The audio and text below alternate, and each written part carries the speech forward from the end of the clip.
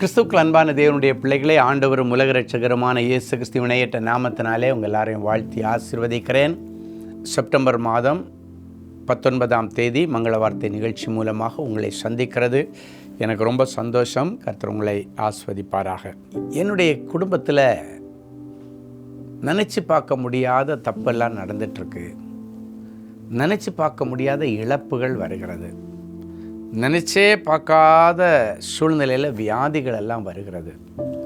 எனக்கு விரோதமாக யாரோ என்னமோ செய்துட்டாங்க என்றெல்லாம் சொல்லி காலையில் எழும்பி புலம்பிக் கொண்டிருக்கிற தேவனுடைய பிள்ளைகளே, இன்றைக்கி உங்கள் எல்லாருக்கும் மகிழ்ச்சி தருகிற ஒரு மங்கள வார்த்தை எடுத்து வாசிங்க.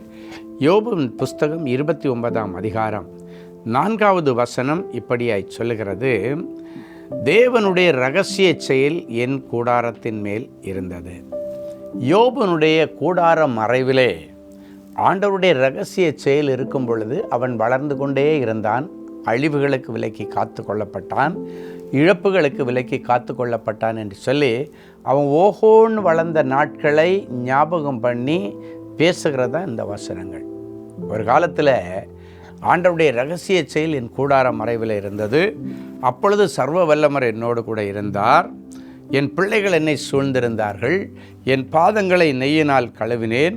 கண்மலையிலிருந்து எனக்கு எண்ணெய் நதி போல இறங்கி வந்தது என்றெல்லாம் சொல்கிறான்.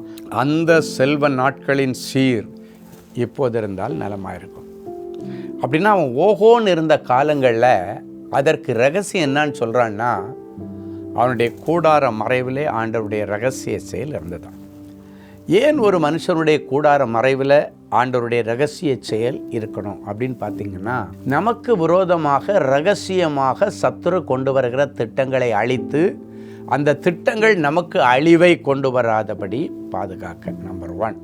2வது, ஏன் ஆண்டவருடைய இரகசிய செயல் நம்முடைய கூடார மறைவில் இருக்கணும்னா, நமக்கு தெரியாமல் சில நேரங்களில் நமக்கு தெரிந்தவர்கள், நண்பர்கள், அக்கம் பக்கத்தில் இருக்கிறவங்களோ, சொந்தக்காரங்களோ யாராவது பொறாமையின் நிமித்தம் மந்திரவாதமோ செய்வினையோ செய்தாலும் ஆண்டவருடைய இரகசிய செயல் நம்முடைய கூடார மறைவில் இருந்தால் அவங்க மந்திரவாதமோ செய்வினை கட்டுகளோ எந்த ஏவல் பிசாசுகளோ நம்ம கூடாரத்தை நெருங்க முடியாது. பொல்லாப்பு உங்களுக்கு நேரிடாது. அதன் நிமித்தம் இழப்புகள் வராது. அதன் நிமித்தம் நஷ்டங்கள் வராது. அதன் நிமித்தம் வியாதிகள் வராது. அதன் நிமித்தம் உயிர் சேதங்கள் வராது. யோபு தன்னுடைய எக்ஸ்பீரியன்ஸை சொல்கிறான். நான் ஓகோன்னு இருந்த காலங்களில் ஆண்டவருடைய இரகசிய செயல் கூடார மறைவில் இருந்தது. அப்படின்னா இன்றைக்கி ஆண்டவருடைய இரகசிய செயல் உங்கள் கூடார மறைவிலே இன்றைக்கி போடுறேன்னு ஆண்டவர் சொல்கிறார். ரகசியமாக உனக்கு பின்னணியில் இருந்து உனக்கு விரோதமாக ரகசியமாக யாரெல்லாம் தந்திரம் பண்ணாலும் மந்திரம் பண்ணினாலும் ரகசியமாக உனக்கு விரோதமாக மொட்டை பெட்டிஷன் போட்டாலும் சரி, எல்லாத்தையும் கேன்சல் பண்ணி நான் உன் கூட இருந்து நீ கையிட்டு செய்கிற எல்லா காரியத்தையும் ஆசீர்வதித்து பரலோகத்தில் இந்த எண்ணெய் நதி போல இறங்கி வரும். செல்வ செழிப்பாக நீ வாழ்வ. அதுக்காக தான் ஆண்டவருடைய இரகசிய செயல். ஸோ இன்றைக்கி நம்ம எல்லாரும் ஆண்டவருடைய சமூகத்தில் வந்து நின்று, ஆண்டவரே உம்முடைய இரகசிய செயல் என் கூடாரத்திலே இருப்பதாக சொல்லி ஜபிக்க போகிறோம். ஜபிக்கலாமா? அன்பான ஆண்டவரே உமக்கு நன்றி.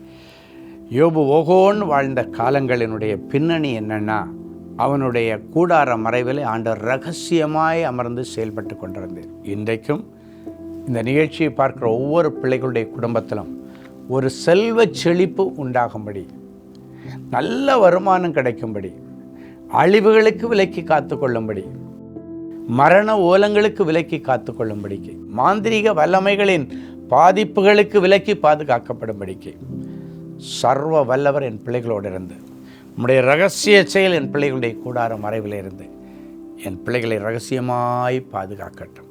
என் பிள்ளைகளுக்கு விரோதமாய் ஒரு வழியாய் வருகிறவர்களை 7 வழியாய் ஓடி போகப்படும். என் பிள்ளைகளை செல்வ சீமான்களாக சீமாட்டிகளாக மாற்றும். இயேசுவின் மூலம் பிதாவே, ஆமென்.